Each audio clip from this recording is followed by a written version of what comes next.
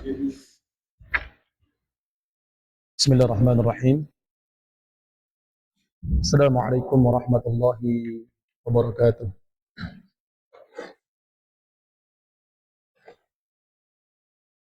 Alhamdulillahi rabbil alamin.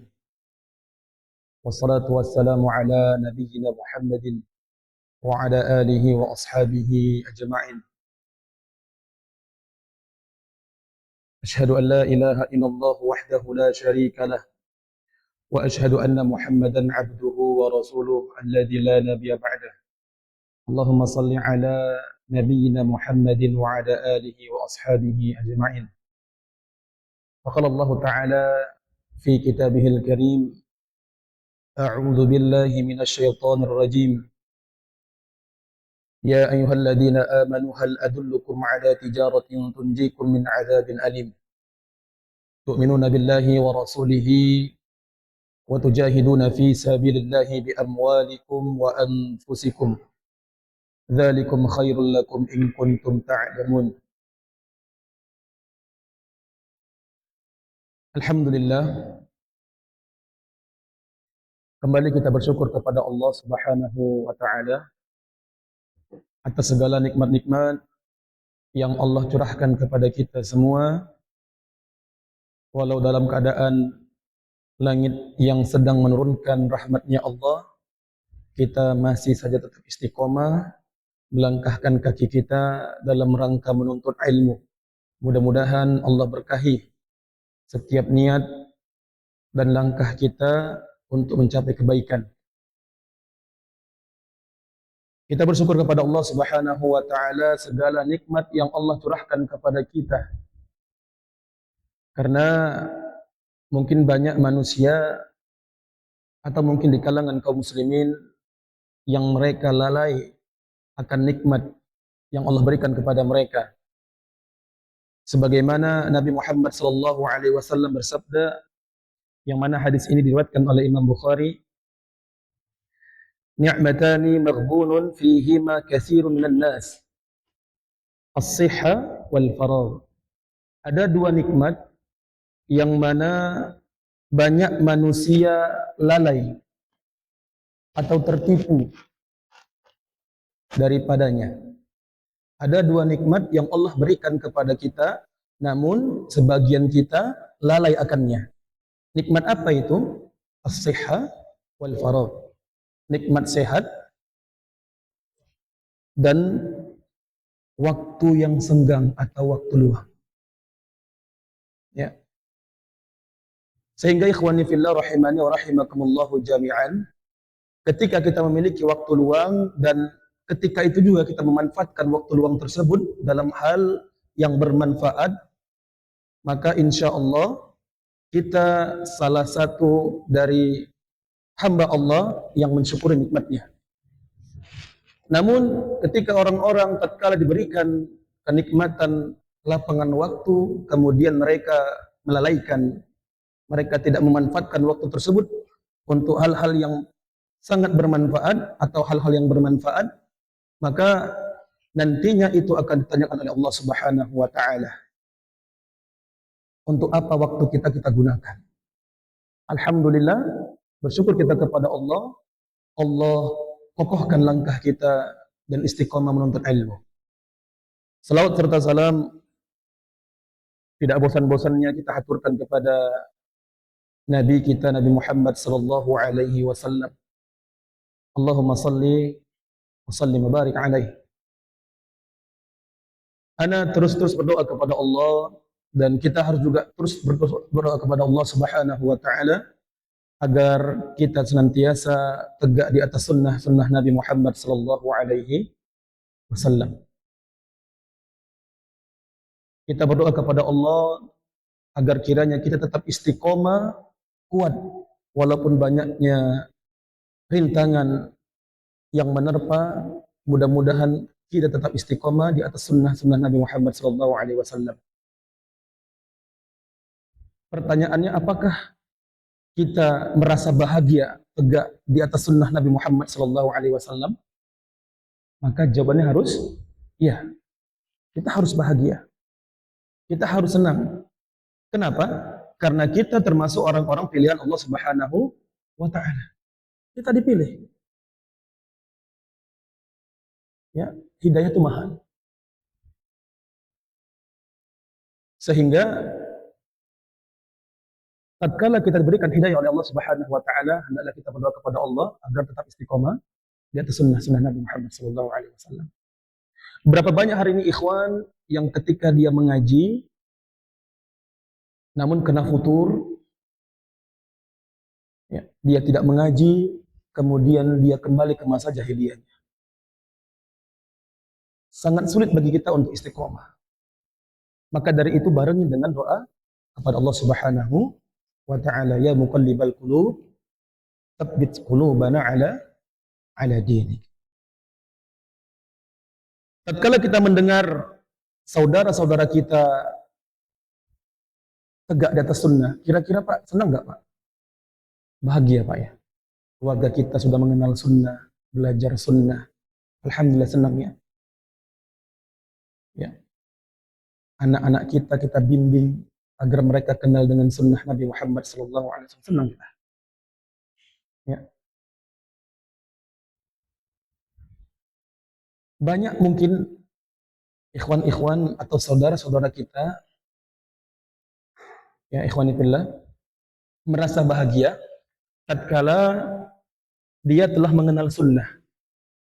Walaupun banyak dari keluarganya termasuk mungkin orang tuanya belum mengenal sunnah. Sehingga ada kesempatan kita untuk mendoakan orang tua kita, saudara-saudara kita. Ya. Namun tidak banyak, tidak sedikit ikhwanifillah. Ada juga saudara-saudara kita yang alhamdulillah mereka sudah kenal sunnah, akan tetapi anak turunan mereka belum kenal sunnah. Mana lebih sedih Pak? Ya, kita sudah kenal sunnah ini. Kita sudah belajar, kenal sunnah.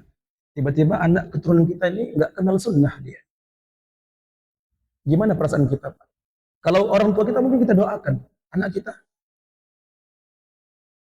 Bagaimana perasaan Nabi Nuh alaihissalam tatkala anak Nabi Nuh alaihissalam termasuk orang-orang yang Allah adab.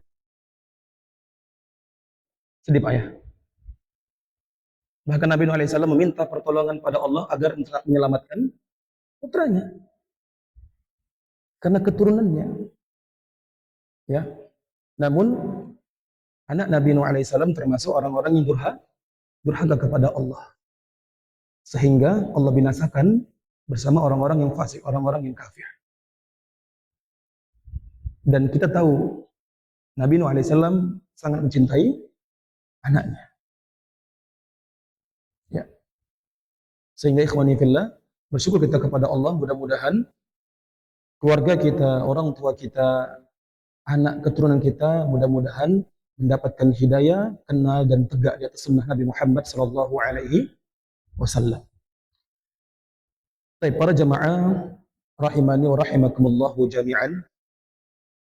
Alhamdulillah, ya. Walaupun hari diganti malam Kamis ya, tetap istiqomah kita datang untuk mendengarkan kajian. Yang hari ini insya Allah kita akan masuk ke pembahasan yang sangat urgen. Ya. Tapi sini akan ana lebih leluasa untuk menjelaskannya secara luas karena ini berkaitan dengan yang kita lakukan sehari-hari. Apa itu? Al-wudu. Berkaitan dengan wudu. Ya.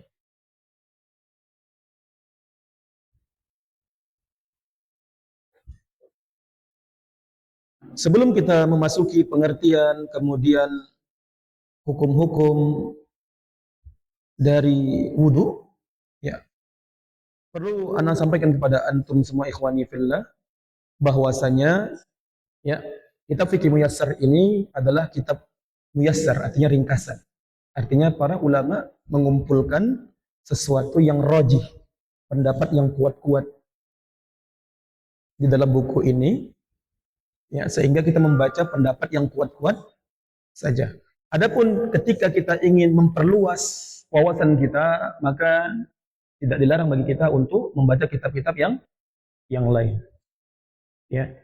Tentu karena pembahasan fikih ini sangat luas, kemudian kita masuk ke bab wudu, maka insya Allah kita akan jabarkan dan kita akan perluas, ya, karena ini sangat penting terkait dengan wudu. Ya, bahkan sebagian orang-orang di Indonesia ini berbeda-beda cara wudunya, Pak. Ada yang mengatakan, mereka mengatakan sampai bahasanya wajib 3 kali. Kok kamu sekali saja ngusap kepalanya, kan gitu. Ya, sehingga perlu kita jabarkan di sini artinya. Kita harus tahu siapa saja ulama, ya, yang berpendapat wudhu seperti ini, ya, ulama siapa saja yang wudhu seperti ini, ya. Jadi sehingga kita harus mengetahui. Jadi ketika kita ditanya oleh keluarga kita atau orang-orang awam, kita bisa menjawab, ya. Jangan hanya setahu kami atau setahu saya wudhu itu seperti ini.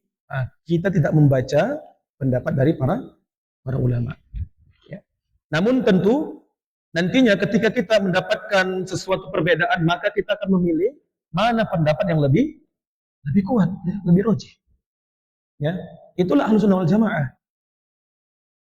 Sebagaimana tuduhan mereka terhadap kita, ya, orang-orang Salafi Wahabi ini nggak bermazhab katanya, benar Pak ya? Nggak bermazhab katanya. Ya. Padahal, ya, rujukan kita juga keempat mazhab.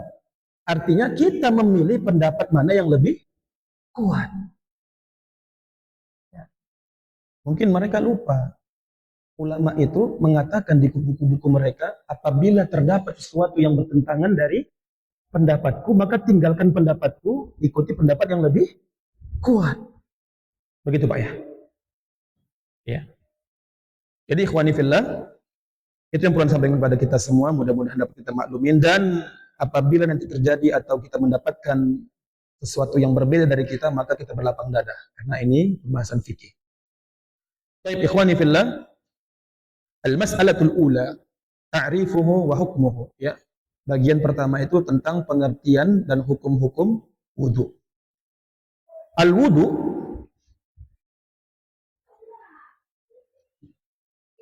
al-lughah, ya, wudu secara bahasa mustaqun minal wada'ah, ya.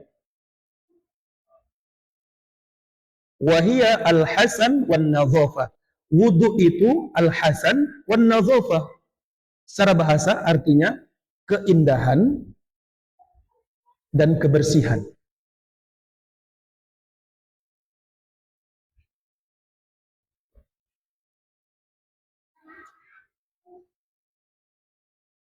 Ya, secara bahasa wudu artinya al-hasan wan nadhafah. Keindahan dan kebersihan. Wa syar'an, menurut istilah, isti'malul ma'i fil a'dha'il arba'ah wa hiya al-wajh wal yadan wal ra'su wal rijlan. Ya, menurut istilah, wudu adalah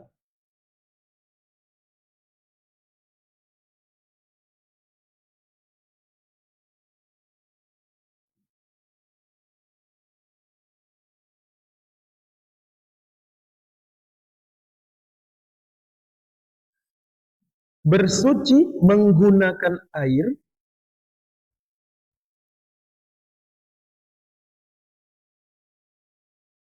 pada 4 anggota badan.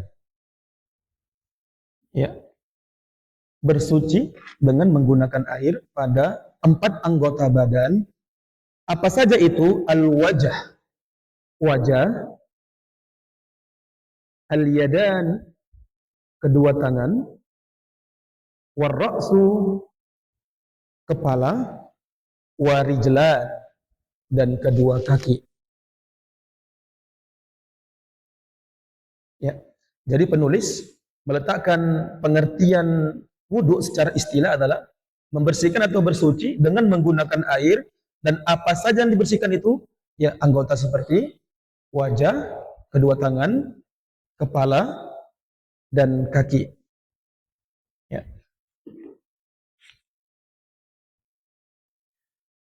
ala wajhi ta'abbudi lillahi ta'ala, yang mana dalam rangka untuk beribadah kepada Allah Subhanahu wa ta'ala.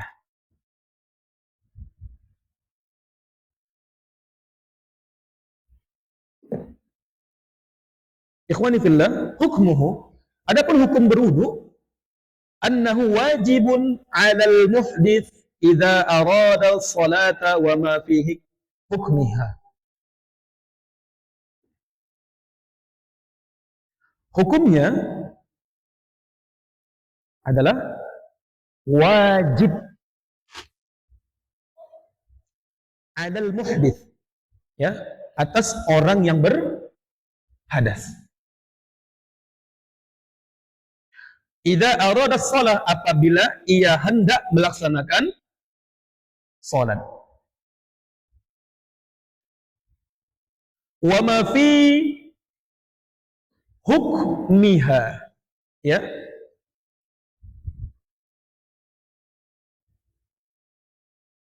Ketika dia hendak salat dan apa yang sehukum dengannya. At-tawaf wa masil mushaf, ya, seperti tawaf dan memegang Al-Quran. Baik ikhwani fillah, jadi ada beberapa keadaan yang kita diwajibkan untuk berwudu. Ada keadaan ibadah, ketika kita ingin beribadah kepada Allah, maka wudu itu menjadi wajib. Ya, seperti hendak melaksanakan salat, kemudian tawaf, ya,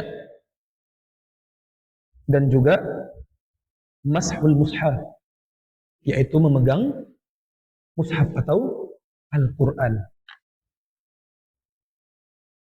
La tamassuhu illal mutahharun. Janganlah kalian sentuh sebelum kalian dalam keadaan bersuci. Ya. Hukum membaca Al-Quran ketika berhadas dengan memegang Al-Quran itu berbeda ya ikhwani, ya. Memegang itu jelas dilarang, karena kita wajib untuk bersuci. Tidak boleh kita memegang Al-Quran dalam keadaan berhadas. Ya. Hadas di sini termasuk hadas kecil maupun hadas besar.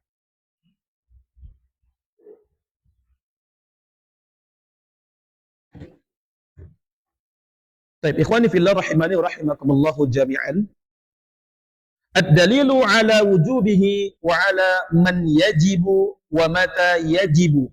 Kemudian pembagian atau bagian yang kedua, dalil atas wajibnya berwudu. Kemudian siapa yang diwajibkan berwudu dan kapan wajibnya waktu berwudu.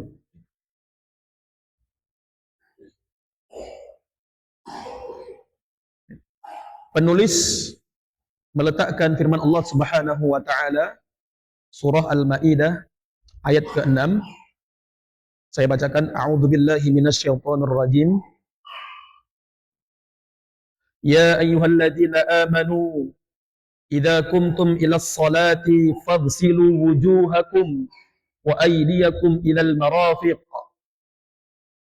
wamsahu bi ru'usikum wa arjulakum ilal ka'bain wa in kuntum junuban fattahharu wa in kuntum marda aw ala safarin aw jaa ahadu minkum minal gha'id aw lamastumun nisa falam tajidu ma'an fatayammamu sa'idan tayyiban famsahu biwujuhikum wa aydikum min ma yuridullahu liyaj'ala 'alaikum min harajin walakin yuridu liyutahhirakum wa liyutimma ni'matahu 'alaikum la'allakum tashkurun. Ya, Allah Subhanahu wa taala berfirman dalam surah Al-Maidah yang artinya, wahai orang-orang yang beriman,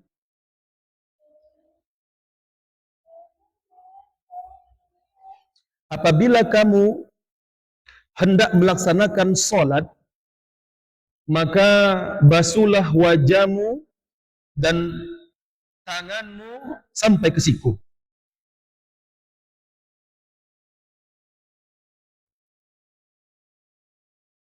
Kemudian sapulah kepalamu dan basuh kedua kakimu sampai kedua mata kaki, ilal ka'bain. Jika kamu dalam keadaan junub, maka mandilah. Dan jika kamu sakit atau dalam perjalanan atau kembali dari buang air atau dari toilet, atau kamu menyentuh wanita atau perempuan, menyentuh ini artinya ya bahasa santunnya ibadah suami istri.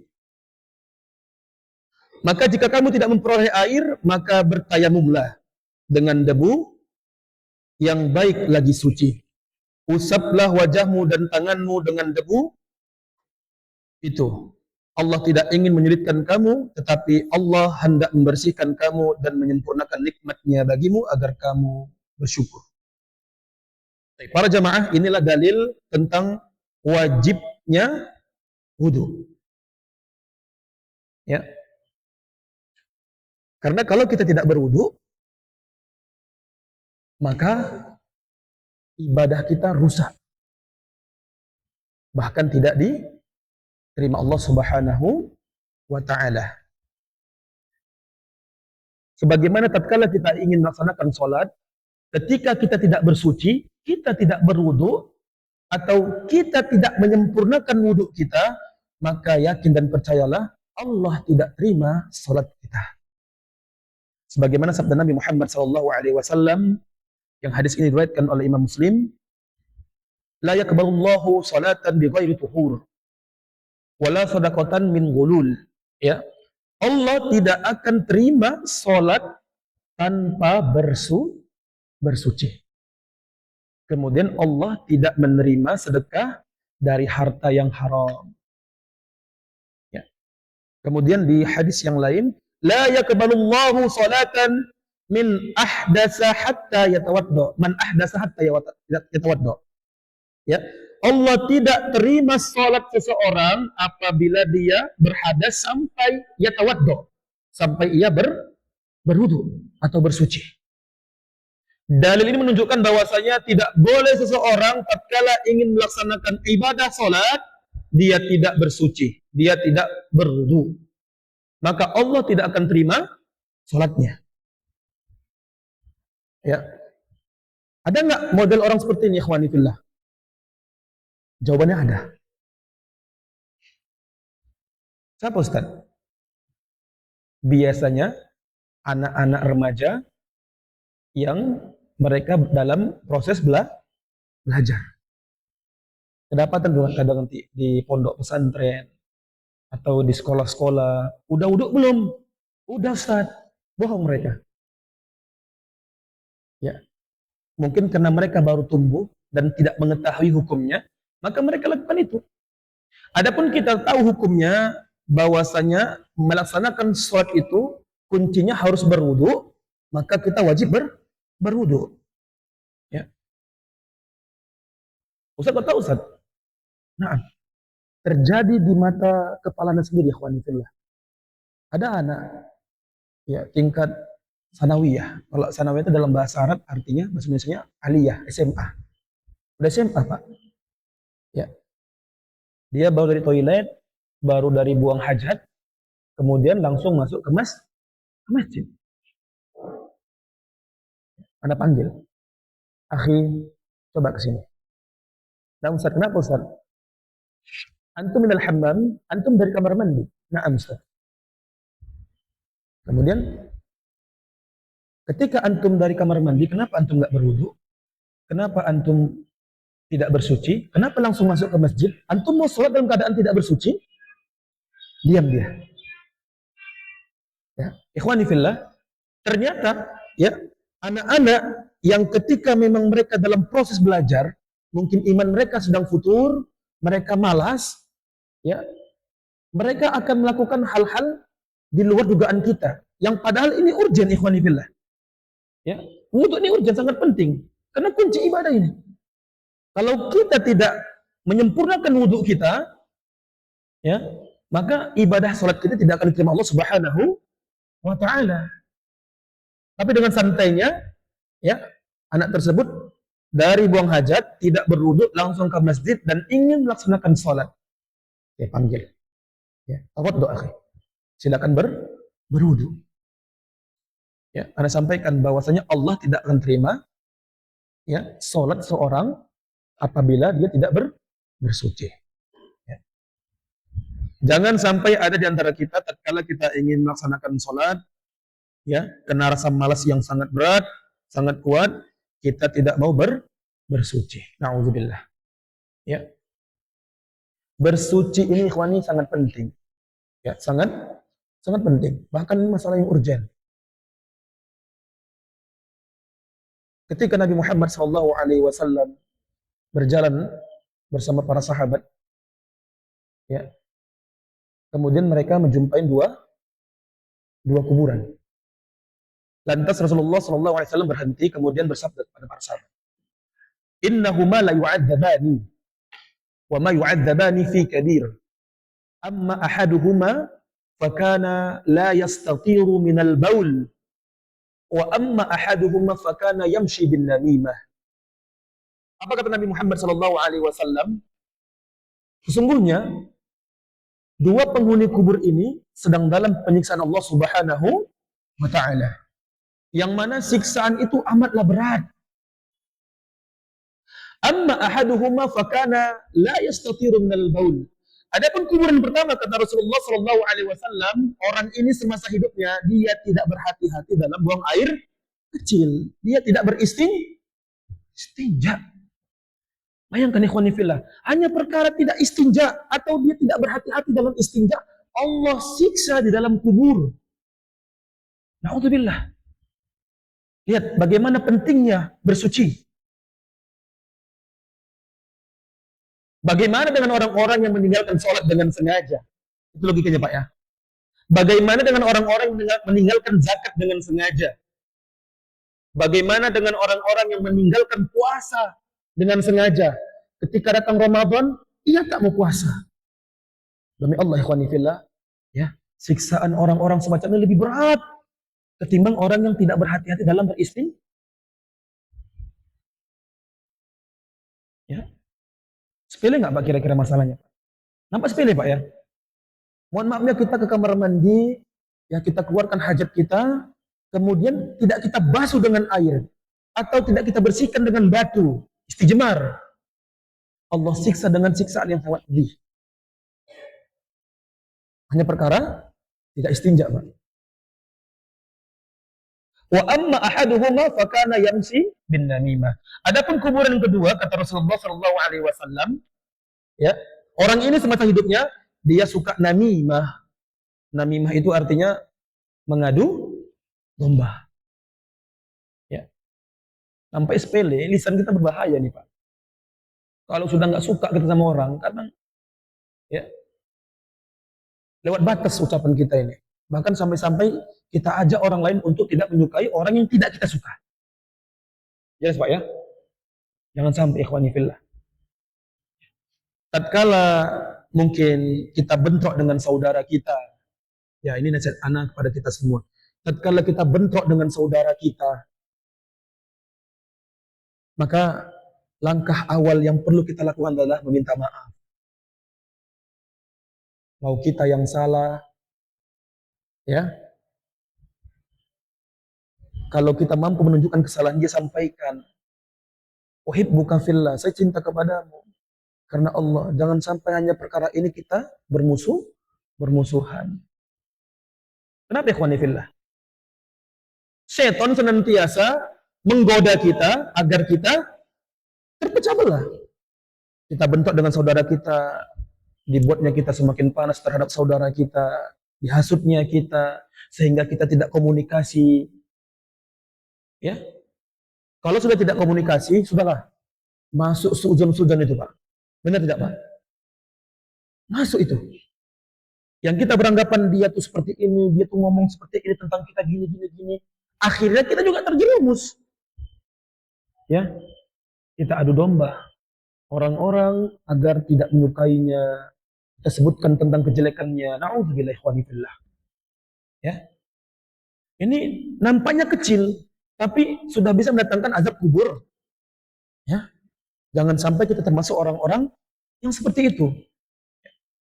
Di sini Nabi Muhammad SAW mengingatkan kepada kita tentang pentingnya kita bersuci tatkala kita buang hajat. Kemudian pentingnya kita menjaga lisan agar kita tidak mengadu domba. Ikhwani fillah, rahimani wa rahimakumullahu jami'an. Jadi Allah Subhanahu wa taala tidak akan menerima salat seseorang apabila ia tidak bersuci. Semalas-malasnya kita paksa diri kita. Kalau kita ragu dengan wudhu kita, tadi batal enggak ya? Ada enggak buang air, buang angin kita enggak ya? Kalau antum ragu, wudhu kembali. Yakinkan diri antum. Ya. Jangan tatkala kita sudah tahu kita batal wudhu kita, namun kita enggan untuk mengambil wudhu. Ikhwani rahimani rahimakumullahu jami'an, sebelum kita masuk ke pembahasan yang sangat penting, yaitu tentang rukun, syarat, pembatal wudhu, maka perlu kita ketahui ikhwani fillah tentang keutamaan dari berwudhu. Ya. Di kitab Fikih Muyassar tidak dijelaskan Pak tentang keutamaan berwudhu. Ya, jadi saya mengambil beberapa referensi tentang keutamaan wudhu dari kitab-kitab yang lain. Ya, ini sebagai tambahan ikhwani fillah. Karena kalau kita ingin menyempurnakan ibadah kita, kita harus tahu keutamaan itu. Kalau seseorang tidak tahu keutamaan berwudhu, maka dia pasti akan malas berwudhu. Yang pertama ikhwani fillah,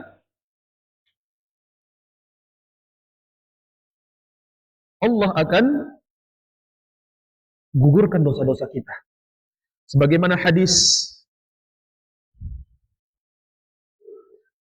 yang diriwayatkan oleh Abu Hurairah, anna Rasulullah sallallahu alaihi wasallam qala, "Idza tawaddaa al-'abdul muslim awil mu'min faghasala wajhahu kharaja min wajhihi kullu khati'atin nazara ilaiha bi'ainihi ma'al ma'i aw ma'a akhiri qatril ma'i fa idza ghasala yadayhi kharaja min yadayhi kullu khati'atin kana batawshatha yadahu ma'al ma'i aw ma'a akhiri qatril ma'i fa idza ghasala rijlaihi kharajat kullu khati'atin mashatha rijlahu ma'al ma'i aw ma'a akhiri qatril ma'i hatta yakhruja naqiyan minadz dzunub. Dari Abu Hurairah radhiyallahu anhu, semoga Allah meridainya, bahwasanya Rasulullah sallallahu alaihi wasallam bersabda, apabila seseorang muslim atau orang mukmin berwudu lalu ia mencuci wajahnya, akan keluarlah dari wajahnya itu semua kesalahan yang dilakukan oleh matanya bersama air atau bersama tetesan terakhir dari air wudu. Ya ikhwani fillah, ketika kita membahas wajah kita, tetesan-tetesan dari air wudu itu jatuh bersama kesalahan-kesalahan kita. Apabila ia mencuci dua tangannya, maka akan keluarlah dari dua tangannya semua kesalahan yang dilakukan oleh kedua tangannya tersebut bersama air atau bersama tetesan terakhir dari wudunya. Ya. Sudah Allah gugurkan dosa-dosa dari mata kita, kemudian Allah gugurkan dosa dari tangan kita. Kita ini manusia penuh dosa, Pak ya. Benar. Dan apabila ia mencuci dua kakinya, akan keluarlah semua kesalahan yang dilakukan oleh kakinya bersama air atau bersama tetesan terakhir dari air wudu, sehingga ia selesai dari wudu dalam keadaan bersih dari dosa. Ini salah satu keutamaan dari berwudu. Allah gugurkan dosa-dosa kita bersamaan dengan jatuhnya air bekas wudu kita. Ini salah satu keutamaan ketika kita berwudu. Ya. Ikhwani fillah, kita manusia yang penuh dengan dosa. Mungkin mata kita lalai, ya kan? Kita lihat hal-hal yang tidak baik untuk kita. Mungkin lisan kita lalai, terucap kita kata-kata yang tidak baik.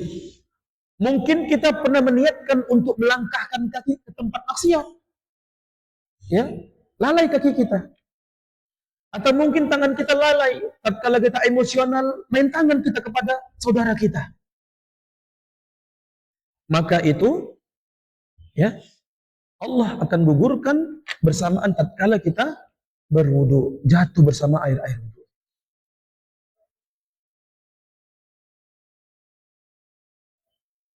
Coba Anda mau tanya, siapa yang di sini yang terlepas dari dosa, Pak? Ada yang ketika dari bangun tidur, kita satu hari itu nggak melakukan dosa. Kalau ada, alhamdulillah. Mungkin hari ini kita nggak melakukan dosa. Ketika ada, mohon maaf, wanita tidak menutup aurat, ketengok kita. Kita tunduk. Alhamdulillah. Satu hari ini kita jaga lisan kita. Kita jaga tangan kita. Kita jaga niat langkah kaki kita tidak ke tempat maksiat. Ya, alhamdulillah. Apakah kita menjamin diri kita besok kita akan selamat seperti itu? Tidak. Karena iman itu kadang naik, kadang turun. Makanya Nabi Muhammad SAW mengatakan, kullu bani Adam khata. Seluruh bani Adam itu pasti akan melakukan kesalahan. Kalau enggak hari ini, mungkin kita akan lalai besok. Sehingga berwudu ini salah satu wasilah untuk menggugurkan dosa-dosa kita. Dosa mata kita, dosa tangan kita, dosa kaki kita. Ya. Makanya ada sahabat Nabi Muhammad SAW yang mereka, ya, selalu menjaga wudhu mereka.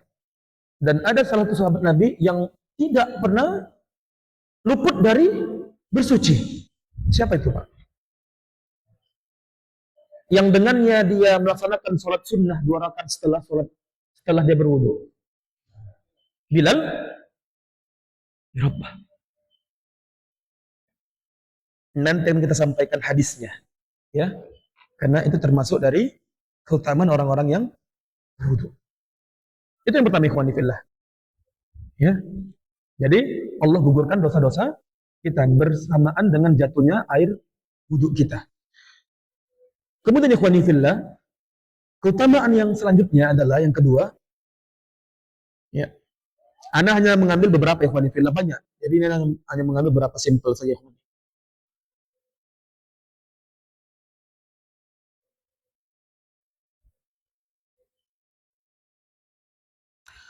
Nabi Muhammad SAW bersabda, "Ma minkum min ahadin yatawadda fayusbighul wudu thumma yaqulu asyhadu an la ilaha illallah wahdahu la syarika la wa asyhadu anna Muhammadan abduhu wa rasuluhu illa futihat lahu abwabul jannah." Ya. Dari Umar radhiyallahu anhu, Rasulullah sallallahu alaihi wasallam bersabda, tiadalah atau tidaklah seorang pun di antara kalian yang berwudu kemudian dia menyempurnakan wudunya dan setelahnya dia membaca doa asyhadu an la ilaha illallah wahdahu la syarikalah wa asyhadu anna Muhammadan abduhu wa rasuluh. Itu lafaz dari Imam Muslim, ya, riwayat Imam Muslim. Tambahannya, Allahumma ja'alni minat tawwabin wa ja'alni minal mutatahhirin, maka akan dibukakan baginya pintu-pintu surga. Ya, pintu-pintu surga. Tambahan dari hadis yang diriwayatkan oleh Imam Tirmidzi, Allahumma ja'alni minat tawwabin wa ja'alni minal mutatahhirin. Sampai situ saja, Pak. Adapun wa ja'alni min ibadikas sholihin itu hanya tambahan dan bukan dari rangkaian hadis. Jadi doanya sampai Allahumma ja'alni minat tawwabin wa ja'alni minal mutatahhirin, selesai. Ya. Siapa dulu di antara kita yang diajarkan sama guru kita sampai Allah wa ja'alni min ibadikas sholihin? Mungkin kita semua, Pak, ya. ketika kita belajar di madrasah, Pak. Waj'alni min ibadika sholihin. Ternyata lafaz ini tidak ada di hadis. Ini tambahan dibuat ya salah seorang ulama. Adapun hadisnya sampai minal mutatahhirin.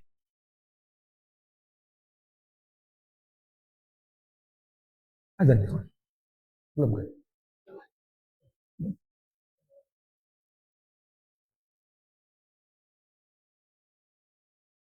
Baik. Keutamaan yang ketiga, ikhwani fillah, ya. Rasulullah Shallallahu alaihi wasallam akan tanda kepada kita di hari kiamat dari bekas air wudu kita. Sebagaimana Abi Hurairah radhiyallahu anhu qala sami'tu Rasulullah sallallahu alaihi wasallam yaqul inna ummati ya'tuna yaumal qiyamah ghurran muhajjalin min uthar al-wudu faman istata'a minkum an yutila ghurratahu falyaf'al muttafaqun alaihi.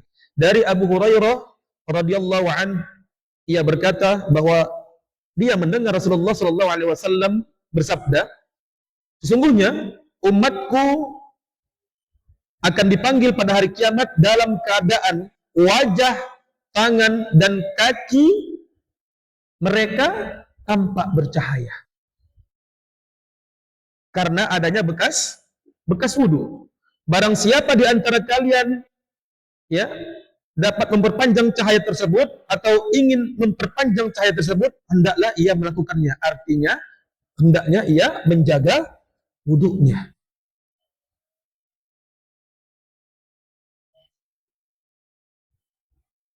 Kemudian ikhwani fillah, di antara keutamaan orang-orang yang berwudu ya, ketika dia berwudu hendak ingin tidur, maka malaikat akan menyertainya di dalam tidurnya.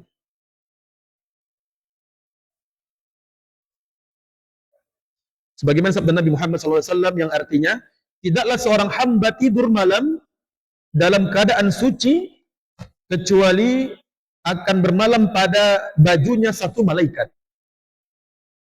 Sehingga tidaklah ia membalikkan tubuhnya di waktu malam kecuali malaikat itu berdoa kepada Allah Subhanahu wa taala, "Ya Allah, ampunilah hambamu ini karena sesungguhnya ia tidur dalam keadaan bersuci."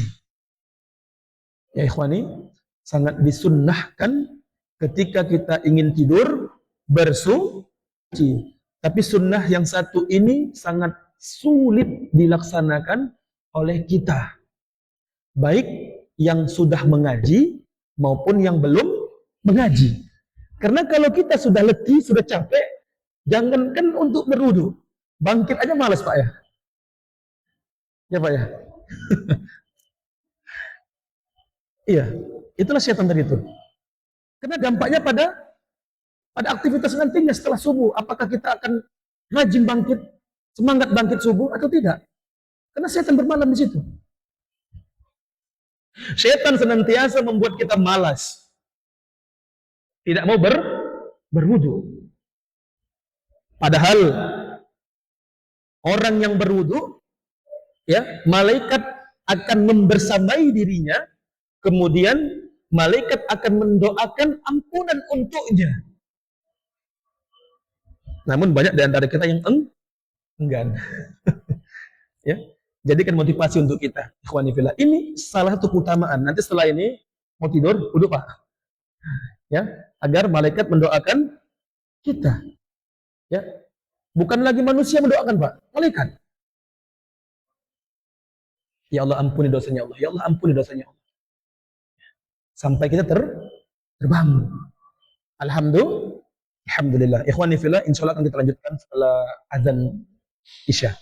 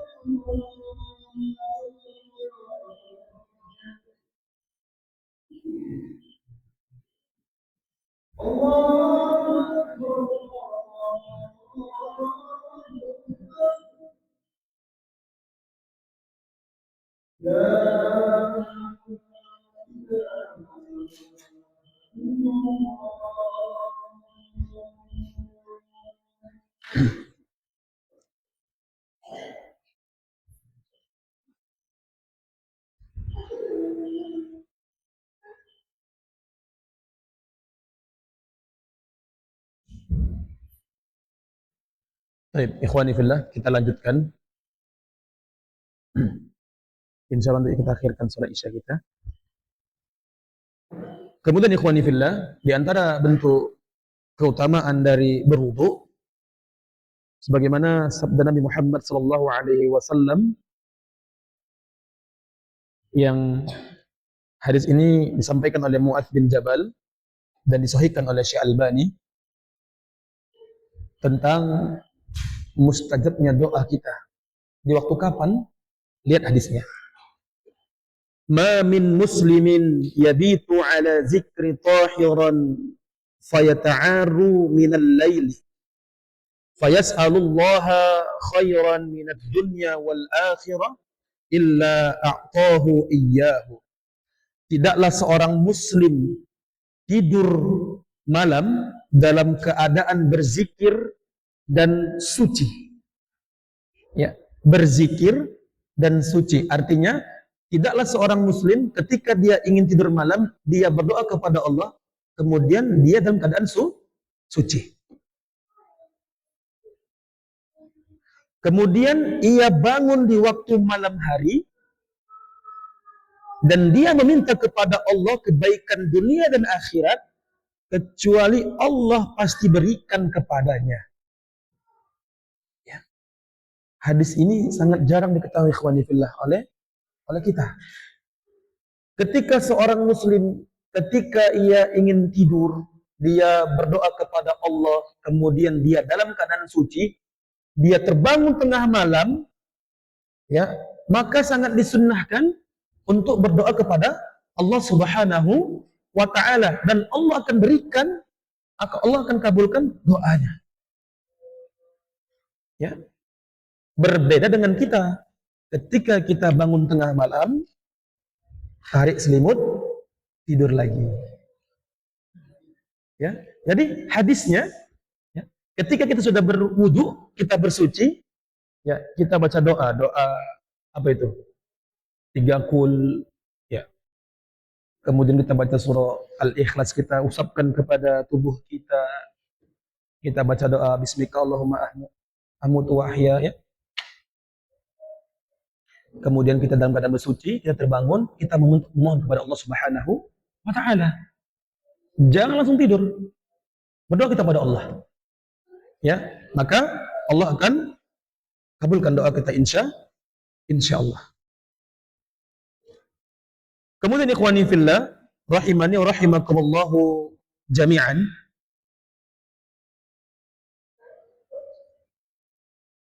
Ya. Salah satu juga keutamaan dari wudu adalah dapat mengusir setan yang bermalam di tubuh kita, termasuk di rongga hidung kita. Perhatikan hadisnya.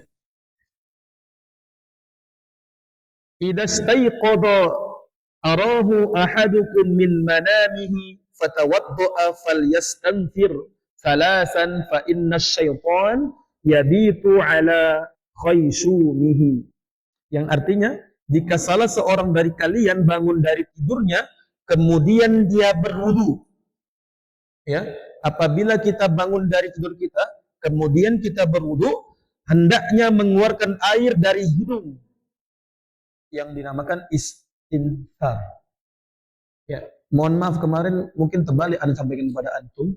Madmadah itu artinya kumur-kumur, sedangkan istinsyak itu memasukkan air ke dalam hidung, kemudian mengeluarkannya namanya istinthar.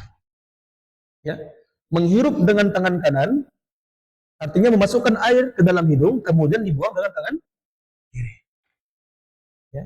Jadi salah satu fungsi atau keutamaan dari wudu adalah mengusir, ya, atau mengeluarkan setan yang bermalam di rongga hidung tubuh kita. Ya. Maka sangat disayangkan ketika kita wudu, kita nggak mau masukkan air ke dalam hidung kita dengan alasan pedih, Ustaz. Memang gitu, ikhwani fillah. Ya. Memang agak terasa pedih, akan tetapi itulah sunnah yang sangat dianjurkan agar kiranya setan yang berada di rongga hidung kita pergi. Ya. Dalam istilahnya istinsyak wal istinsar. Ya, memasukkan air ke dalam hidung dengan menggunakan tangan kanan, kemudian dikeluarkan. Dan biasanya itu nanti berbarengan dengan berkumur-kumur. Ya, walaupun ada sebagian ulama yang membedakan mulut, hidung terpisah. Ya. Nanti kita jelaskan insyaallah. Baik, ikhwani wa rahimani rahimakumullahu jami'an. Kemudian yang terakhir ikhwani fillah,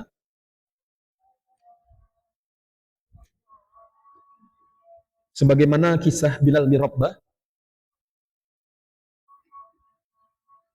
yang ketika itu beliau selalu menjaga wudunya. Ya. Selalu menjaga wudunya. Tidak pernah beliau lalai dari hadas.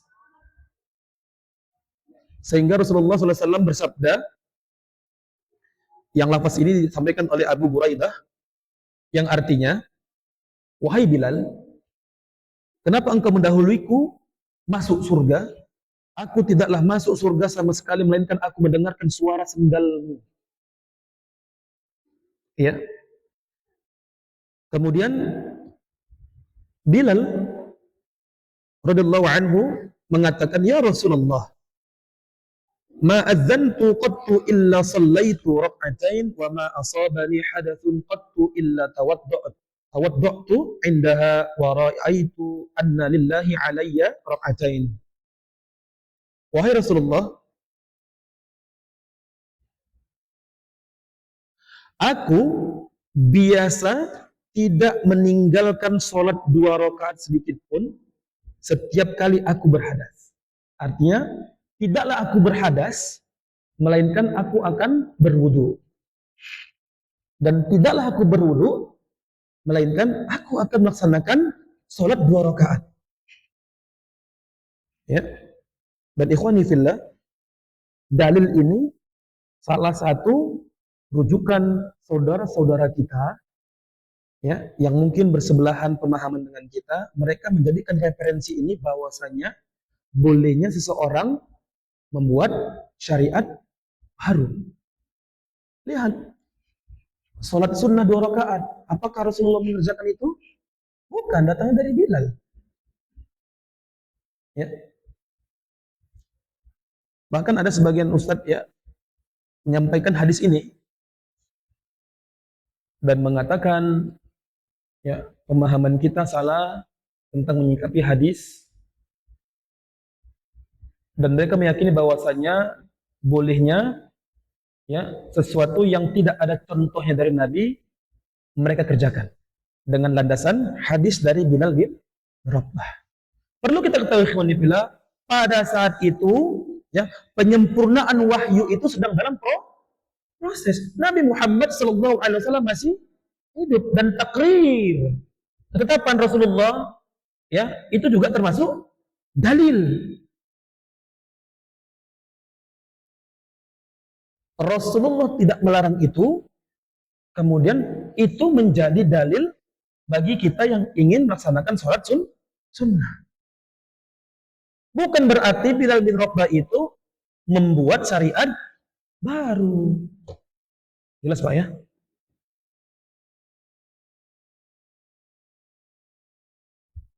Kira-kira Pak, kalau seandainya ada orang tanya, antum sikit-sikit bid'ah misalnya, sikit-sikit bid'ah misalnya, sikit-sikit nggak ada contoh dari Nabi, diangkat hadis ini Pak, gimana jawaban kita? Disampaikan aja bahwasanya pada waktu itu proses penyempurnaan wahyu, ya, masih dalam proses penyempurnaan wahyu. Nabi Muhammad masih hidup. Jelas Pak, ya? Dan Bilal bin Rabah itu melaksanakan sholat sunnah itu bukan dibuat-buat sendiri, akan tetapi ada hadis Nabi Muhammad SAW yang diberikan oleh Abu Hurairah. Perhatikan hadisnya. Man tawaddo'a nahwa wudu'i hadha thumma qama faraka'a rak'atain la yuhaddisu fihima nafsahu ghufira lahu ma taqaddama min dhanbi. Ya. Barang siapa yang berwudu kemudian dia melaksanakan sholat 2 rakaat, ya, jadi Bilal bin Rabah bukan buat-buat sendiri, akan tetapi sudah disampaikan oleh Rasulullah SAW tentang barang siapa orang yang berwudu kemudian dia sholat 2 rakaat, ya, ghufira lahu ma taqaddama min dhanbi, maka diampuni dosa-dosanya yang telah lalu.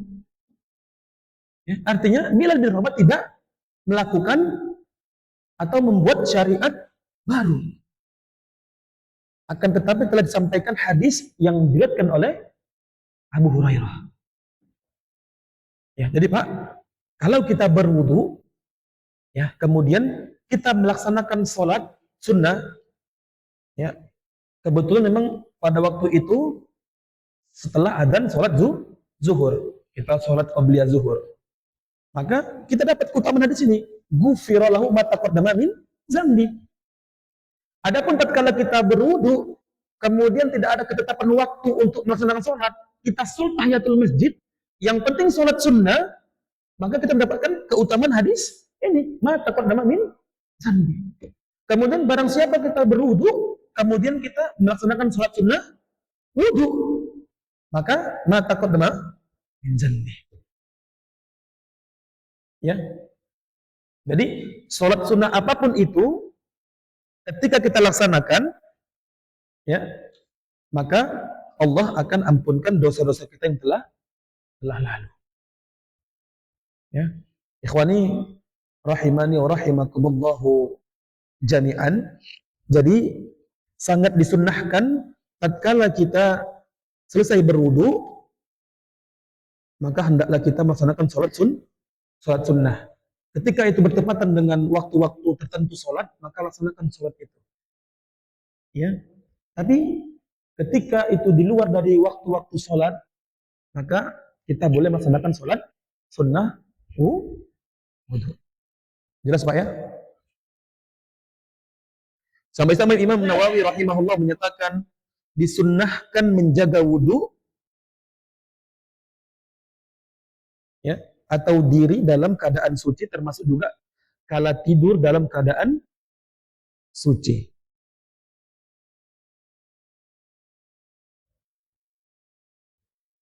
Kemudian Syekh Abu Malik di dalam kitab Fiqh Sunnah lin Nisa menyatakan bahwa disunnahkan berwudu setiap kali wudu tersebut batal, ya, karena adanya hadas. Ya, jadi ikhwanifillah, ini amalan sahabat Nabi yang sangat sulit kita terapkan Pak ya. Setiap kali batal wudu, wudu. Setiap kali batal wudu, wudu. Ya, ini sangat sulit. Sangat sulit. Ya, kenapa sangat sulit? Tanyakan pada diri kita. Kenapa kita malas untuk berwudu? Ya, karena mungkin pengetahuan kita ini kan hanya sebatas sunnah, Ustaz. Nggak wajib. Ya, adapun pemahaman orang-orang dahulu, orang-orang para salaf, ya, sunnah itu dikerjakan. Mereka tuh mengetahui sunnah, mengerjakan sunnah karena mereka tahu itu sunnah Nabi. Kalau pemahaman kita nggak kita kerjakan karena itu hanya sebatas sunnah. Itu Pak ya. Baik, ikhwani rahimani wa rahimakumullahu jami'an.